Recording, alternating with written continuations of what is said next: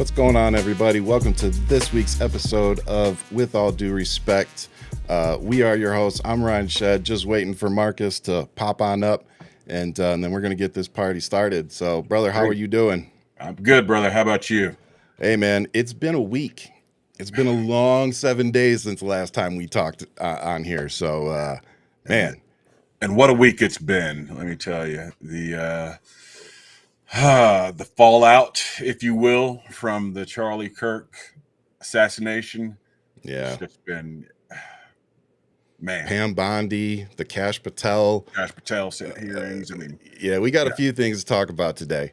Some stuff's going on in this country, man. But we warned people about this, that it would be a circus. And, I guess we were right. It's a fucking circus right now. Yeah. Yep. So. Again, if you didn't know, Marcus and I were live. It would just happen to be our normal showtime when all of that was going on. So our live reaction is actually recorded. Yeah. So, for all of those going around saying that, we're celebrating this or whatever, you can literally go see our live reaction. There was no celebration. You see no celebration whatsoever in that, and looking at it. And we saw the video. Yeah, it's real time. I didn't think it was going to be a good outcome, but there was no celebrating. There was hoping that he could survive that. But, looking at it, the way I saw it, it didn't look survivable. But, we were hoping against hope because that was the last thing we needed at the time. I'm telling you. Still the last thing we needed at the time. I mean, we should be focusing on a lot more important things when it comes to democracy. And like, where are the Epstein files? But no, there really is so much more for us to focus on. And, I'm even getting tired of these congressional hearings that really do nothing more than embarrass us on the world stage and produce nothing actionable, in any direction. So it's just more frustration, on top of dealing with all of this fallout. But luckily, because you are who you are, Marcus, we get amazing guests. So to speak with us today about the Charlie Kirk fallout but more importantly, the work that he's doing out there, on the ground, we have Kristofer Goldsmith with us. So thank you, Kris, for coming on the show, brother. It's a pleasure. I know Marcus already knew you, but it's a pleasure for me to finally get to meet you, and definitely looking forward to hearing your perspective on all of this. Kris, how you doing, brother? I'm doing all right, man. How you doing? Hey, man. Crazy week. And, one of the reasons I brought you on here, Kris and I go way back. I mean, we've attended rallies and marches and things like that. Two veterans, two patriots who are fighting for the same cause, democracy. And me coming from the intel community, Kris has, an intel background as well.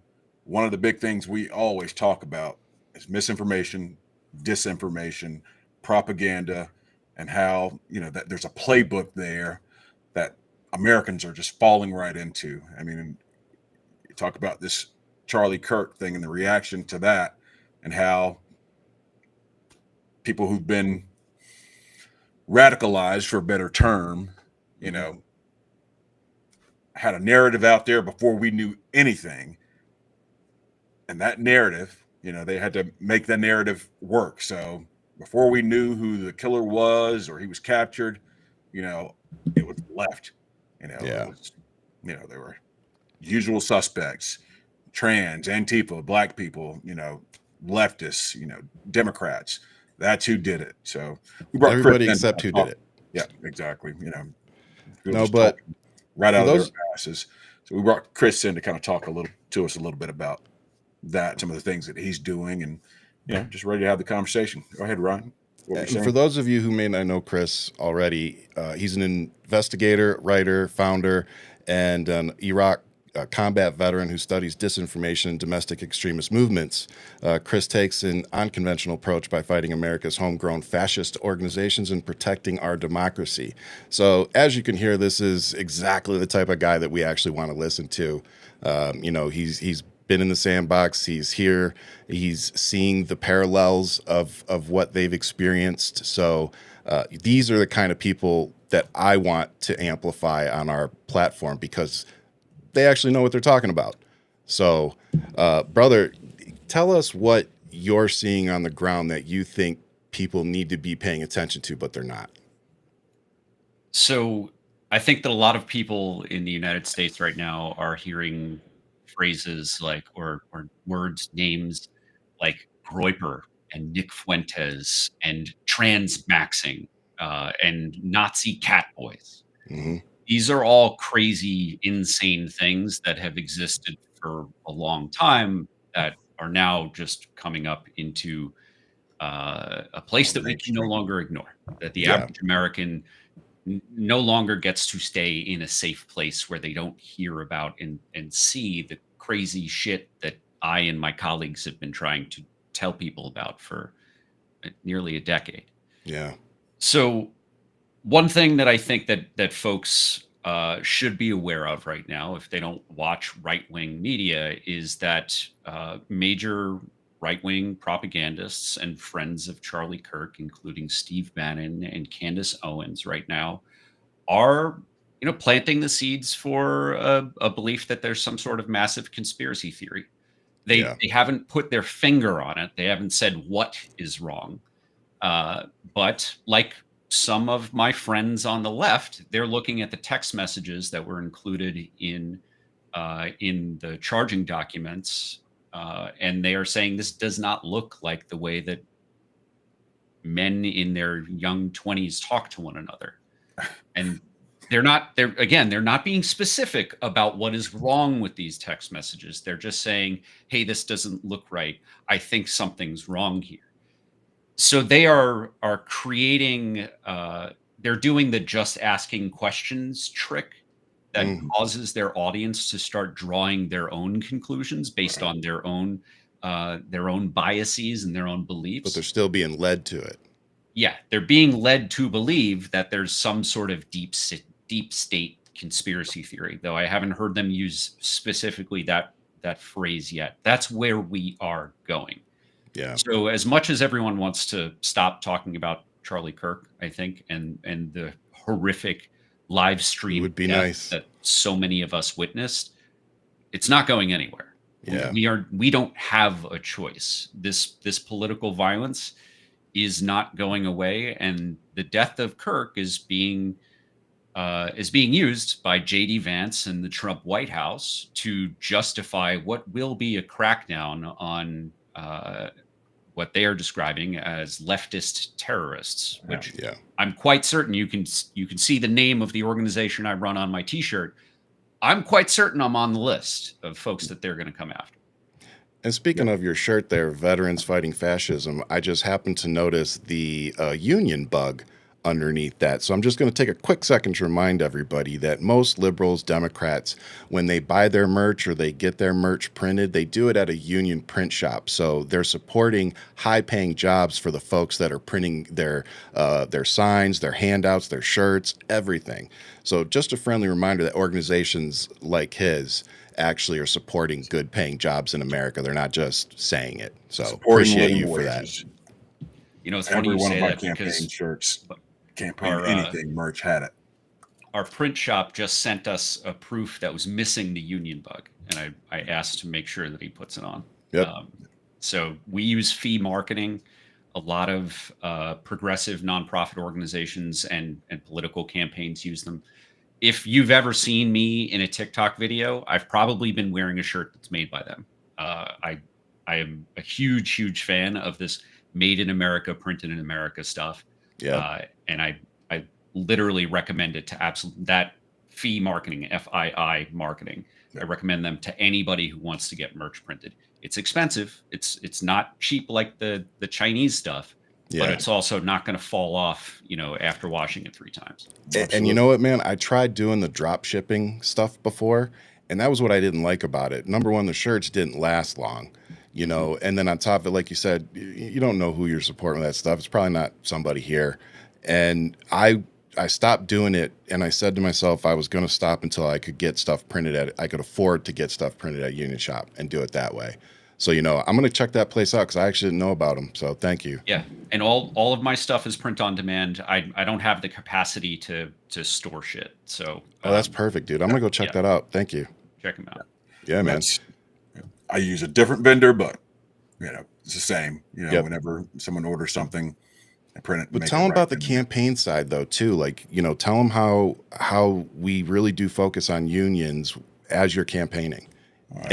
And how people won't talk to you if you don't have the union bug on your stuff. As a Democrat, again, we support living wages. My campaign, all of my staff made a living wage, and that was important to me.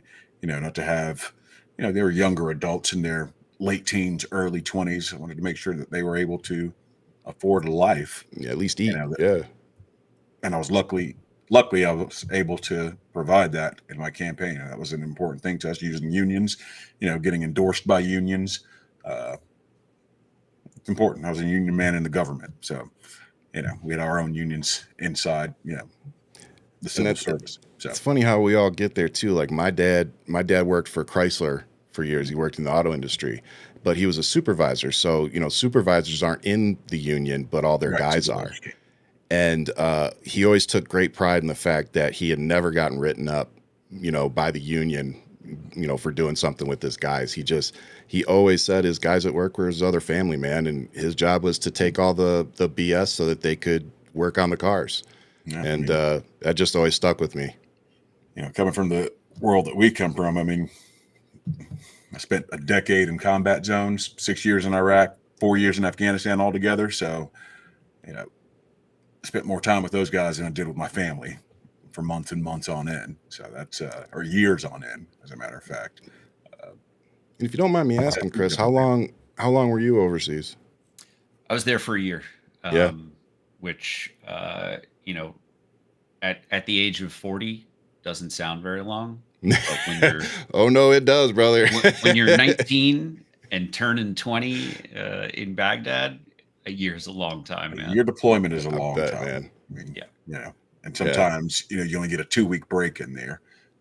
Fortunately for me, I got a lot more breaks in. It would be like a month at a time, but 6 months without a break. I deployed for 11 months, and they sent me home for 2 weeks, and then back for a week, and then home, because they just had to get the mid-tour leave like on the record. Oh wow, which was fucked. I would have been. Think about doing that back to back 6 times. So, because I hate flying, so I'd have been hot, dude. All right, but now that we got three veterans with varying different types of experience, varying career fields, let's get into this discussion, because the Charlie Kirk response, fallout, whatever you want to call it, it really is based on free speech, and what they're trying to lift this man up as some anti-violence, Bible believing, whatever. And it's like, we've got videos to contradict that. Like, we're not just talking out of our butt when we say, I don't have any love for this guy. I can condemn what happened to him and still have indifference about him no longer being with us. And I don't think there's anything wrong with that. It's like, I'm not trying to be disrespectful per se. I mean, I've made some comments like, but at the end of the day, hey, it is what it is. But I'm not saying that we need to start taking out our political opposition. That's a horrible precedent to set. And we've seen what's happening. I compared it last week to what we saw with Ashley Babbitt and how that went down and how they martyred her. Right. I said, now Charlie Kirk was just sitting in front of 400 or 500 people having a discussion. It's like, now what do you think they're going to do with that? 7 days later, here we are. I mean, we're in a crazy pace. And again, you said it at the top of the show. We were live when this news came out. Yep. People saw our reactions.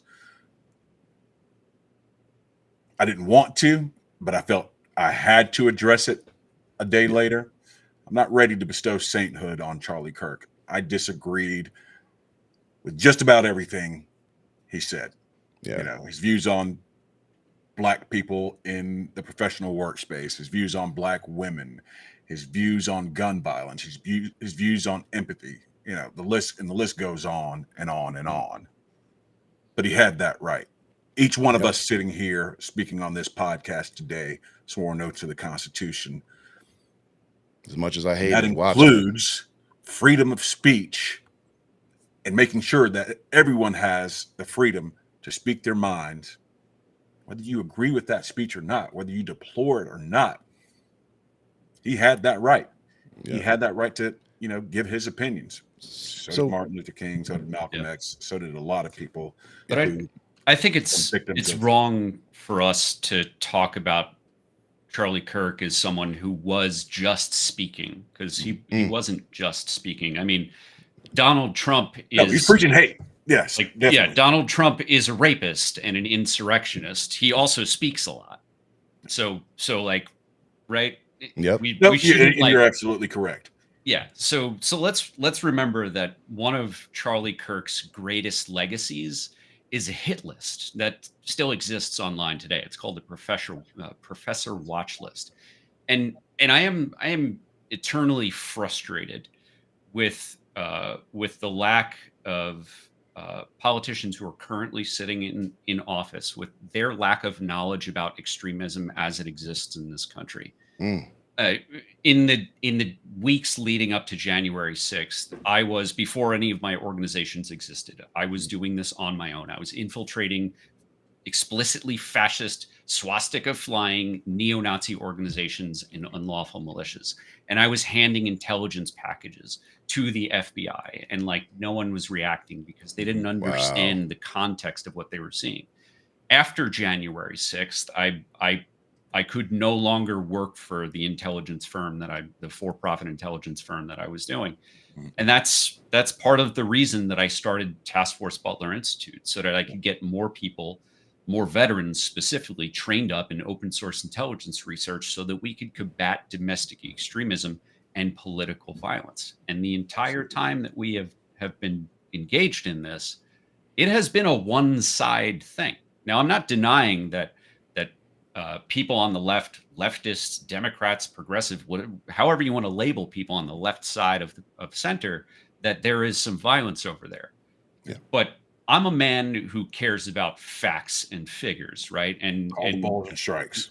To quote some of the great conservative podcasters, facts don't care about your feelings. And Charlie Kirk was a fucking insurrectionist. The man bussed hundreds of people from around the country to Washington, D.C. for the explicit purpose of ending our democracy. So I'm frankly disgusted by the fact that Democrats in office in that building, who were attacked on that day, don't know who Charlie Kirk was. Charlie Kirk was a man who tried to get them murdered. Yeah. And I know that sounds extreme, and it's very hard to hear someone speak ill of the dead. But frankly, I'm pissed off because I've been in the fucking trenches fighting neo-Nazis and unlawful militias for nearly 5 years. And the Democratic establishment has just been kind of like letting my whole industry starved of resources, right, targeted by Charlie Kirk's loyalists, doxxed, swatted, all sorts of terrible shit. We have been paying a price. I've been a victim of political violence. Yeah. And Democrats in office have frankly been sitting on their fucking hands because the Republicans are so extreme. And rather than fight them on it, they just have largely given up. Hell, just Democrats like myself running for office have been victims of political violence now. Again. Yep. But thank God for all the women of color out there that don't give a shit, like Jasmine Crockett and AOC, that still go around doing what they're doing. And again, they're not the only ones. So, I'm just pointing them out because out of all the people in Congress that should be probably more concerned about their safety, it's those two women, and they're still out there doing their job. They're still out there representing not just their districts, but really the American people at this point. So I just want to give a and they don't always have ample security. I mean, you got the Capitol Police, but that goes so far when they're out and about and doing it's different, man. Speeches and just out and about around DC. We got to take care of our lawmakers. Kris said something about how Charlie Kirk inspired violence. Let's call it what it is. And we have already heard from Charlie Kirk's wife. And we're going to play a clip here in a second. I just want to point out, as a parent, how I don't understand this move. You know, it's purely a financial decision, in my opinion, because any parent that their kids have just gone through what they have, I would be so consumed with making sure my kids were okay that the last thing I would be doing is getting dolled up, or, you know, whatever it is, getting dressed up and getting in front of a camera and saying what we're about to play, and not toning it down, not de-escalating anything, but actually escalating. So, you know, in my opinion, you know, I'm a little bit of a conspiracy theorist, admittedly, but it's like, to me, that doesn't help the conspiracy fires that are being lit of, you know, this seems like y'all were just had this planned. Like, you knew what the response was going to be. Like, that's what we're hearing online. So I want to play this and then I'll, like, hear your response to it, Kris, because I really think we need to hear the context from someone like you just said. You've actually been in the trenches, you've been ignored, and now here we are. So, Keith, if you would roll that clip for us. Evildoers responsible for my husband's assassination have no idea what they have done. They killed Charlie because he preached a message of patriotism, faith, and of God's merciful love. But they should all know this.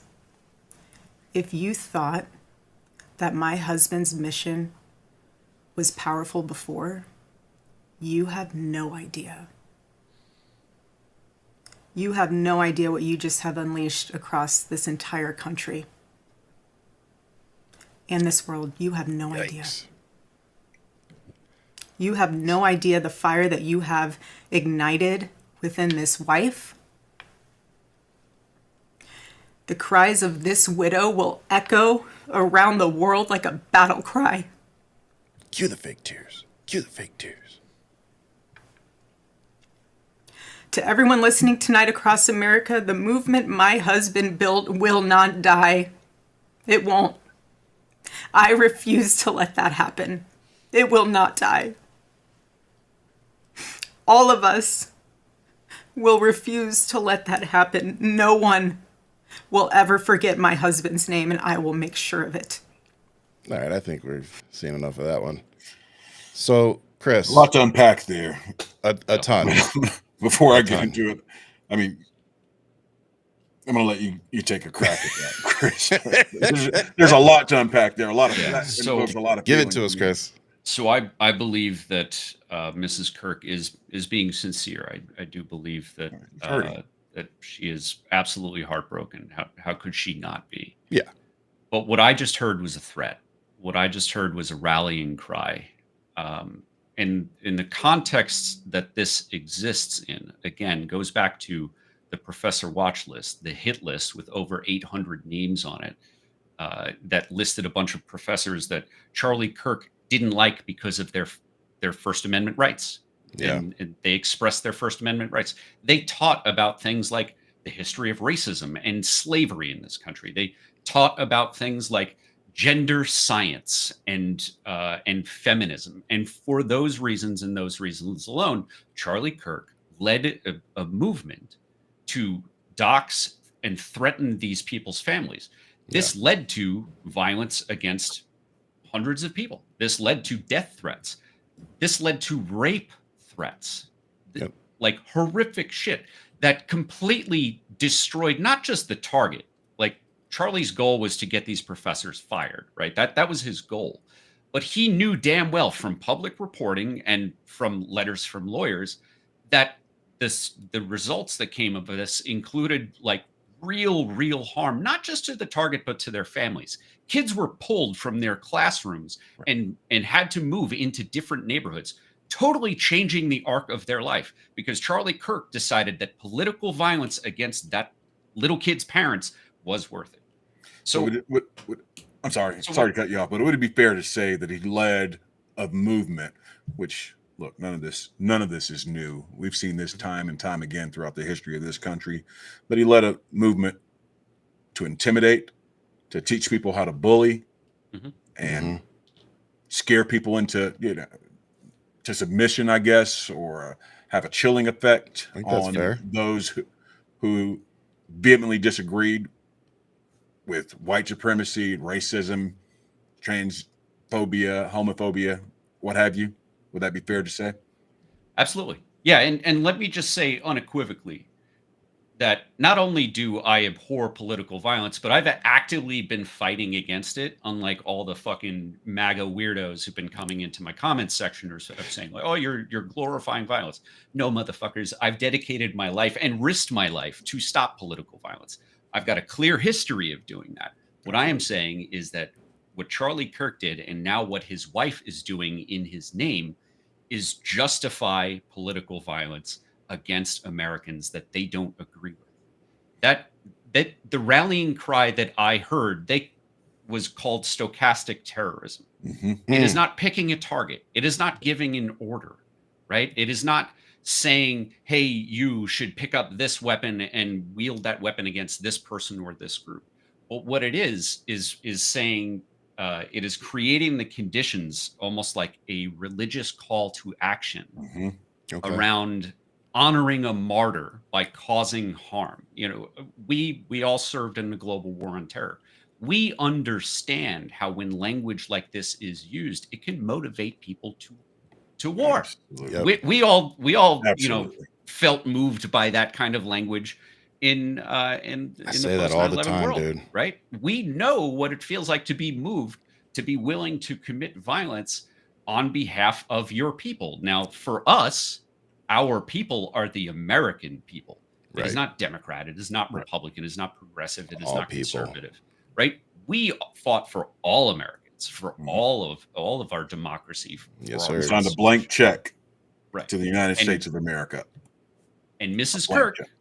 in following in her husband's footsteps, does not consider all Americans American. No. And she is trying to rally a violent mob that, again, Charlie Kirk paid for hundreds of them, if not thousands, to bus them to Washington, D.C. for the explicit purpose of ending our democracy, murdering the politicians that you and I elected, whether we're Republican or Democrat. We elected these people, and to beat police officers. So Right? is this the same tactic?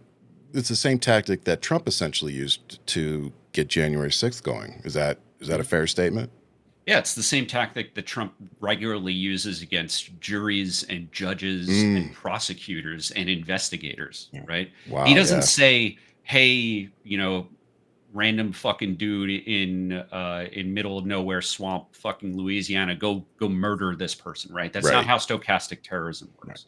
Stochastic terrorism takes someone with a big platform going forward and creating a justification in the mind of their followers for violence against a target. You got to tee it That up is what they're just right. You got to tee it up just right without saying the words. This is like the We're going to perfect march down to the context. Capitol, and I'm going to be with you. We're going to take back our country. And if you don't fight like hell, fight like hell. That was the incendiary part. And then who was the martyr in that situation? And who was the martyr? Yeah, Ashley Babbitt. But that's, going back to Charlie Kirk's wife's response. Yeah. I give her grace because she's hurting, because she lost her spouse, because her kids are going to now grow up without their father. But the language she used, and there should have been someone around her to tell her that, was wildly inappropriate. It was incendiary. It was, I go back to last week, right as this was happening. The one thing we were talking about was depolarization, rehumanizing people, We and turning literally down were. the temperature and bringing in leaders who could do that. And then this happened. I knew, oh shit, that's all out the window now. I knew that as soon as I saw it. Telling you, Kris, that show came to a screeching halt when we got the video. It was like, but by the way, I'm just so glad we didn't show that video. And I'm not hating on people that did, because so many people did. I'm just glad that we made the choice not to, because that's brutal. And we, at the end of the day, I know Marcus and I, we always bring it back to being parents. You know, those type of things live on the internet forever. Those kids it's gonna be difficult for those kids to avoid it for their entire life. And so yeah, you know, we have empathy for they're those. not going to be able to for their entire lives. They're I going to don't think see so it either. eventually. And like You know, Sicko maybe said maybe in the eventually chat that. says, you know, when they use the words they, you know, yeah, we don't see we enough. Yeah. You know, when we talk about depolarizing and bringing down the temperature, it's always they. And you know, people who watch enough Fox News have been programmed enough to know that they know exactly who they are. Yeah. They, the Democrats, they, this group of trans, they, you know. I mean, what it sounds like you're saying is that Republicans suddenly fucking love pronouns. Because that's what I keep hearing. I keep hearing them say they and them, right? Yeah. Yeah. He said what he said, folks. I mean, I think you're right, brother. He said what he said. It's not said. lost on me that, you know, again, it's they killed Charlie Kirk. Well, it's one person. Since we're talking about it, I take this one personal because 5 years ago when I started this journey of mine on social media, I was what I like to say very ignorant to the trans community. And, you know, the whole thing went down with Dave Chappelle, and I watched that special, and through it, except for the, you know, the parts where he talked about the you know, bad name that they use for trans folks. But towards the end of it, I really felt like he was talking about me because he told a story about a friend of his that was trans and she ended up passing away. And he ended the show on talking to that person's child that they had when, you know, they were a man, and said, "I knew your dad and she was a hell of a woman." And I was like, I feel like so many people missed that last message of, you know, yeah, he got us all spun up, got us all really thinking about some things, and people were pissed off on both sides of the aisles for whatever. But at the very end, he put a cap on that made me go, I need to go educate myself. I need to go make a friend. And so I spent a while going out and trying to find some people that didn't mind educating me and letting me be a part of their life.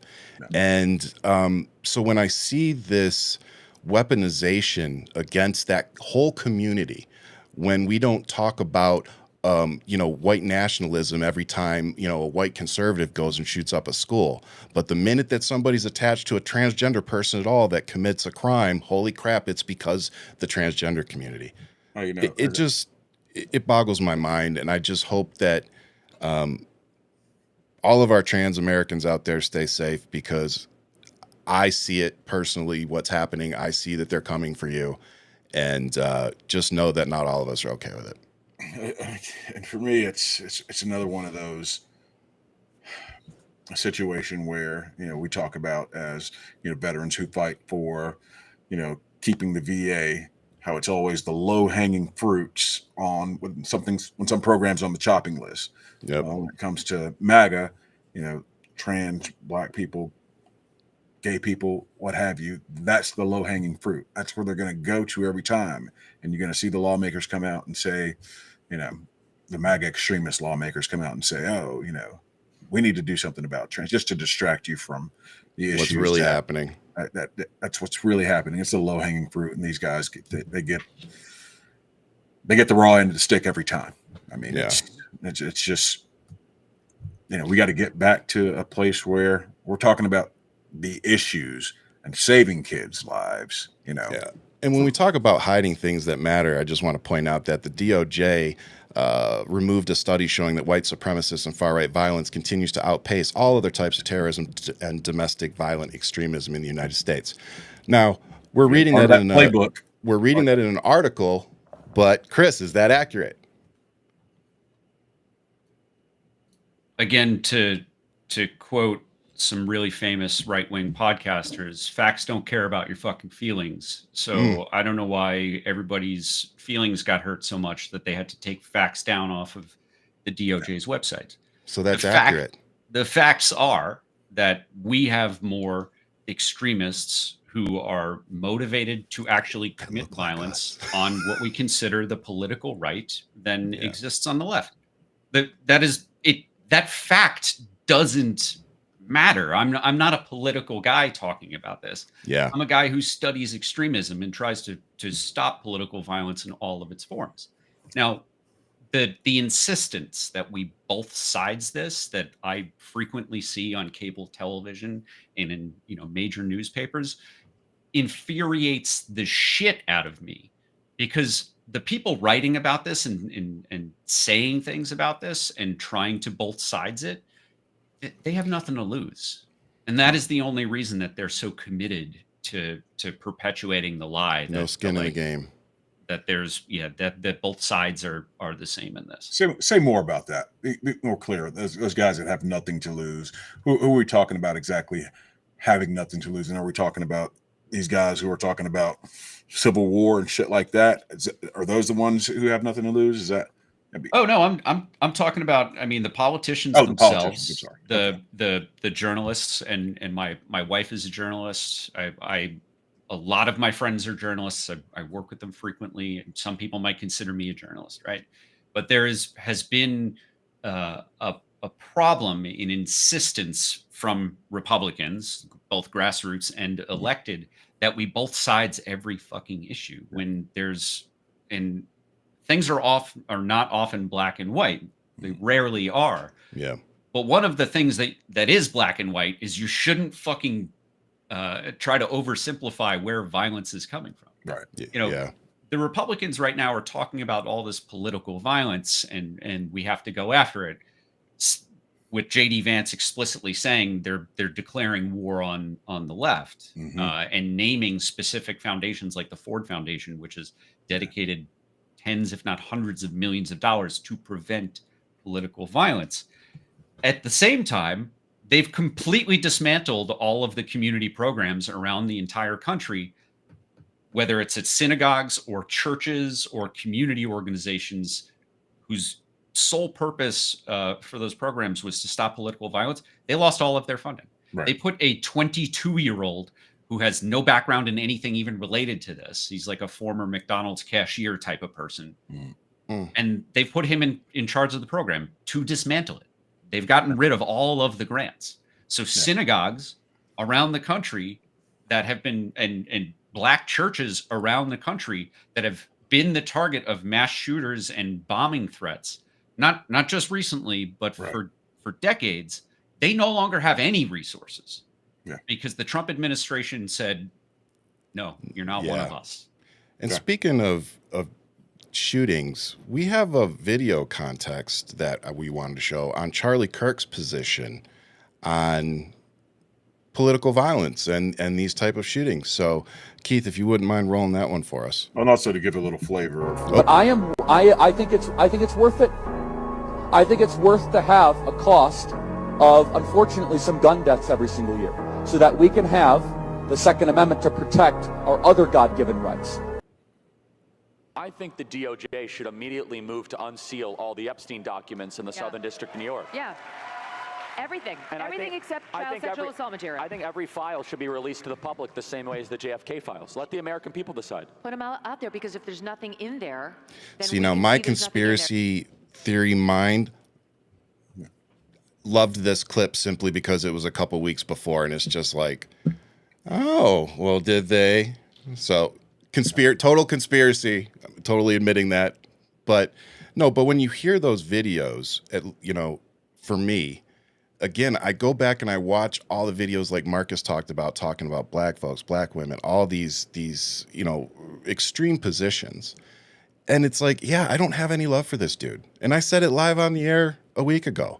I'm not going to sit here and be a hypocrite now and say, be Candace Owens and all these people and be like, he was like a brother. No, he was the dude he was. And the world will be slightly better off because he isn't in it. Doesn't mean I agree with how everything went down, but clearly he agreed with it. Well, where was he when Paul Pelosi was getting his head beat in with a hammer? I've got that video where he says that he should have finished the job. But even from him, I didn't hear from the right any condemnation of that, or Melissa, they cheered it on. Her family being. I don't think that even got any news coverage. or anything out of the administration when you got a lawmaker in Minnesota whose entire family, to include their dog, was murdered. I mean, that's. And did you guys see what Trump said when the reporter asked, in retrospect, do you think that you should have lowered the flags for Rep. Hortman as well? And Trump's like, who? Who's that? Yeah. Mhm. Yeah. Yeah, I he was didn't like, even- dude, didn't he even remember. gaslit the hell out of me right there. Yeah. But Kris, what are your thoughts on that stuff? You know, I think that what I came out and said, you know, as soon as I could make a video about this and kind of explain who Charlie Kirk was, and who Charlie Kirk's and what his legacy is, he made the bed he's currently laying in. He is part of the reason that our country has not been able to achieve any sort of gun safety legislation. I am a gun owner. I have a concealed carry permit. I am someone who, you know, practices and you know, uses my firearm responsibly. I store it responsibly. Yep. In this example of when Charlie Kirk was murdered, it's a hunting rifle, right? It wasn't an AR-15 that all the liberals and the Democrats think is like the boogeyman gun. Yep. It was a hunting rifle. It was old. It was his grandfather's rifle, right? It's old bull, Most actually, wasn't it? legislation that Democrats have proposed, most legislation, not all, but most legislation that Democrats have proposed have been focused on this boogeyman AR-15 thing. None of that legislation would have stopped this. What might have is safe storage requirements. Okay. And I, as a gun owner, I fully support safe storage. Every one of my firearms and all of the ammunition is locked up. I am Same. now a parent, right? This should be legally required, and it is for me in the state of New York. But for most Americans, that's simply not required. It's not here. You Yeah, can in a just- lot of red states, forget about it. Yeah, I'm in Arizona. It's not. I'm in here. Georgia, so you know it is what it is. I mean, Yeah, But I mean, I loosen have my- gun control laws. Yeah, I have my everyday carry right here. If I put my thumb on that little box, that's Got all it mine takes. too. Mine's right there. Like it's not that hard. Nope. It is really not that hard. And any wannabe Rambo who thinks that, oh no, that second that it's going to take for me to draw my weapon, so I shouldn't even have a safety on it, they shouldn't be carrying a firearm. No, I mean, those are the ones that shoot themselves in the leg. you know, these are the guys who also say, you know, if you don't have it round chambered and when you're walking around with your sidearm on you, you're an idiot. Well, You know what the crazy thing is? I tell me you haven't been deployed without ever telling me you haven't been deployed. So. Yeah. I have a friend in Utah. She's lesbian, and she went out and got a gun last week. Very against her, you know, her will, basically. But because of the laws they're starting to try to pass against not just transgender folks, but the LGBTQ community as a whole, trying to take their gun rights away. So, you know, on top of all the increased propaganda towards them, she felt the need to go protect herself. And I had the pleasure, I really did actually enjoy it, of walking her through how to open it, how to clean it. And she's like, well, why didn't the guy sell me any oil and stuff when I was there? And I was like, because he's an idiot and he lost out on money. I was like, I don't know what to tell you. But yeah, if you told him it was your first time, he should have sold you some oil and a cleaning kit. So, you know, you mentioned that. Just teaching her things like that. But it was like, wow, we're here. We're here where people that would normally not have a firearm in their house now feel the need to go pick one up so that they can be safe, or at least it gives them the feeling that they are a little safer. Well, Well, since the COVID lockdowns, I can't count the number of people who've come to me and talked about owning weapons now. Yeah. Since last November. so It's a lot of since the COVID lockdowns, and it wasn't because of the COVID lockdowns, it was because of the anti-vax, anti-lockdown fucking psychos who were showing up at the Minnesota, Okay. or you know, like all of Courthouse. these state house, Capitol. the state legislative bodies, right? They were coming fully armed, sometimes not just protesting outside, but sometimes breaching the capitals, Yeah. right? That was what was happening in 2020. This is before the insurrection. Because of that, Black Americans, Americans of other minority groups like the LGBTQ communities, gun sales and gun training have skyrocketed. Yes.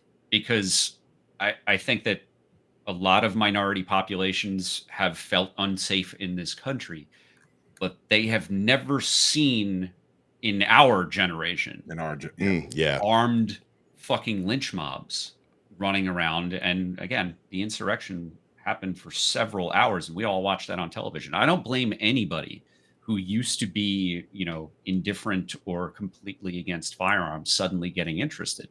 I'm not going to try to convince people to move away from that. But what I will advocate strongly for is that you talk to a veteran who is about your gun ownership. Because when I got my my concealed carry permit here in the state of New York, where the laws are pretty stringent, the whole class is an 18-hour course was how to get away with murder. We didn't get into the importance of cleaning your weapon, of like we touched on breathing and trigger squeeze, but like barely. The requirements here in the state of New York are that you pull the trigger 5 times, that you hit a target that is 1 foot wide and 2 foot tall from 7 feet away or maybe 10 feet away. There's no time limit. You don't have to load the weapon. You don't have to rack the round. You don't have to flip a safety switch. You don't have to, load or unload the magazine. You don't have to fix a jam. 90-year-old grandmother with arthritis could do that. Yeah, you don't have to clean the weapon. In fact, in the state of New York, you have to purchase the weapon before you can apply for the license, right? So the dealer holds it. You apply for the license. You do the 18 hours. You don't even get to fire your own weapon that you purchased during the training course. So after you've completed a training course that you fire just 5 rounds in for, they send you home with the firearm that you've never even touched before. You weren't allowed to take it out of the box. Enjoy. It is insane. And I just, I don't and yet think that's still more than you got to do in Georgia. So, I don't no think safety first or anything like that, but I don't think that veterans are inherently better lawmakers or anything. No. But lawmakers should consult veterans on just the basics of gun safety, and part of gun safety is doing things like cleaning your weapon. Yeah. And there are no fucking laws that require you to like make sure that your barrel isn't filled with sand when you're walking around with it in your pants all the fucking time. Like, right? These are. I feel the frustration off you, brother. Like it's so palatable. It's amazing. But look, man, before a lot of times when we have our private conversations, we share. I want to be a part of those private conversations. Before I move on before we let you go, I want to ask you quickly about Pam Bondi. But let me ask you: is there anything that you personally would tell people that are on the fence about owning a weapon right now? Mm-hmm. Invest in safe storage. Safe storage is the thing that prevents accidental and self-inflicted harm more than anything. If you buy a weapon and you keep it in your home, you are more likely to die as a result of that weapon being mishandled, or because you are having a bad day, you're in a dark place, and you have the means readily available. Yeah. If you are a woman, and someone you live with owns a gun in the home, whether it's a handgun or a rifle, shotgun, you as a woman are much more likely to die as a result of gun violence against you. Right. Yeah. The statistics say that if you own a firearm, you are many, many, many more times likely to die because of that firearm being mishandled. Or a child in your home is more likely to die of that firearm being mishandled than you ever using that in a defensive scenario. The only reason that I carry a firearm is because I literally hunt fucking neo-Nazis for a living, and they've tried to have me killed several times already. Yeah. I am an extreme case. Yep. Most Americans do not face any threat that is anywhere close to that. That would And need to unless you carry. do, you're more likely to hurt yourself with a firearm than if you just simply didn't have one. Yeah. That's The great, odds of man. you ever getting into a firefight in your life are extremely rare. The odds of you seeing extreme violence of that nature, not online or something like that or on television, is extremely rare. You know, It's becoming less rare because Donald Trump has told law enforcement that they can do whatever they want. And no, I'm not making that up. He said it from the White House yesterday. Speaking of people saying ridiculous things, Pam Bondi, for those of you who didn't know, she basically said that she was going to come after everybody for hate speech, which didn't go over well on either side. So she's quickly backtracked on that. So, fellas, what's your take on this Pam Bondi situation? Come get me. other than the fact that she shouldn't be. And that's the end of our show, DOJ. folks. Do it. Come get me. Show me that you're honoring Charlie Kirk's legacy by doing exactly what he did when he was alive. Use force and violence and threats to silence people. Show me how much you love and emulate Charlie Kirk by violating my First Amendment rights. There you go. Yeah. That is my challenge for Pam Bondi. Come get me because you don't like what I'm saying. Yeah, and just go ahead and show everyone what a fascist you are. Well, it shows that they when they took the oath, just like we took the oath, they had no intentions of upholding the oath. No, they swore to the Constitution. No, Yeah, and- I mean, you know, No. JD Vance sat in the White House and broadcast Charlie Kirk's show earlier this week for 2 hours and threatened the left and Democrats, saying that we are terrorists. And you've been educating us so much today on phrases. Would it be fair to say that was a step towards state media? Yes. Yeah, I mean, we are seeing private companies like the Washington Post fire Black women for not being sufficiently mourning someone who was not an elected official, who was a partisan, racist, misogynist, who used a campaign of stochastic terrorism against primarily people of color, women, and the LGBTQ community. If you look at the professor watch list, you'll notice that there's not a lot of people who look like me on that list because Charlie Kirk was a racist. Yeah. So, this is the world we live in right now. We have one of the richest men in the world, Jeff Bezos, who feels it's necessary to restrict the free speech of his own employees because he's afraid of pissing off the state. Yeah. Yep. There you have it, people. Says it all right Democracy there. is not dying in darkness right now. It's happening in broad daylight. And Broad daylight for everyone to see. You see it happening. Pay attention, people. We've been screaming about this for years now. Everybody here on this podcast been warning about this. I warned about this after January 6th. yeah. Actually, I was warning about it before, but But after that was January really 6th, where I had to do yeah. something when I ran against Marjorie Taylor Greene because she was one of those hate purveyors and dangerous speakers. Mhm. That just we got to stand up and push back against. So.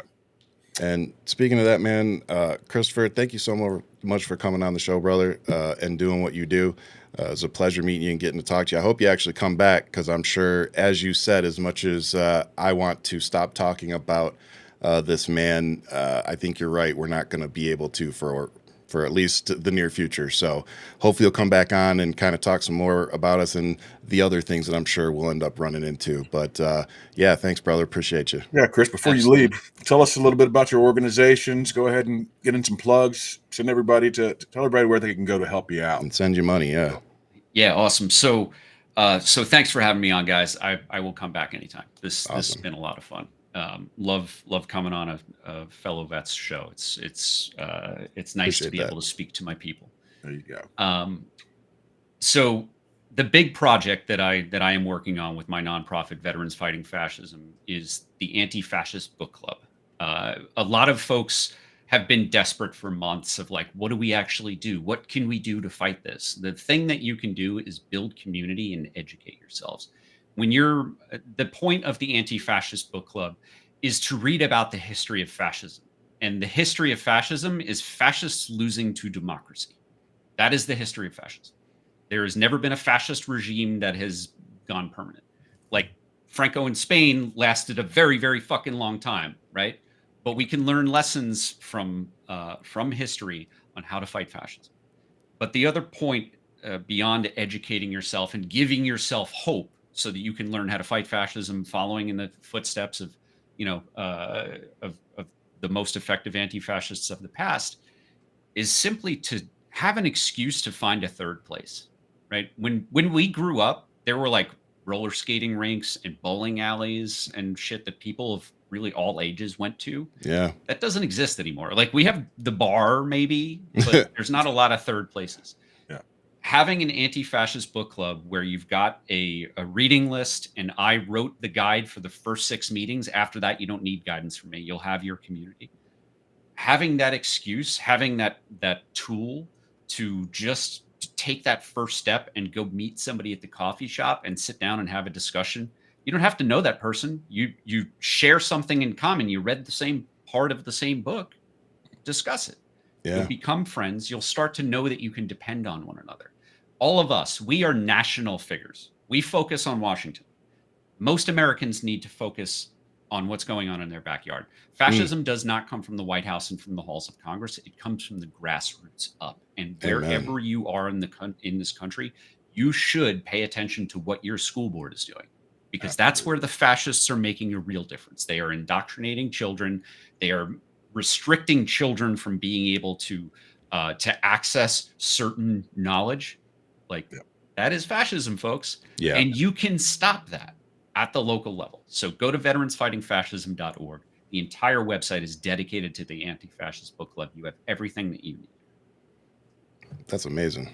Kris, brother, thank you for coming on and joining us today. We really appreciate it. Didn't mean to keep you for the whole hour. Told you it was only going to be 45 minutes. I lied. You know how it goes. That's why he's got to come back, because we could have kept going. You got to come back anytime, man. All right, man. Thank you. Appreciate you, brother. Have a good one, brother. So that was Kristofer Goldsmith, and as you could hear, very knowledgeable on many things. So please go support him.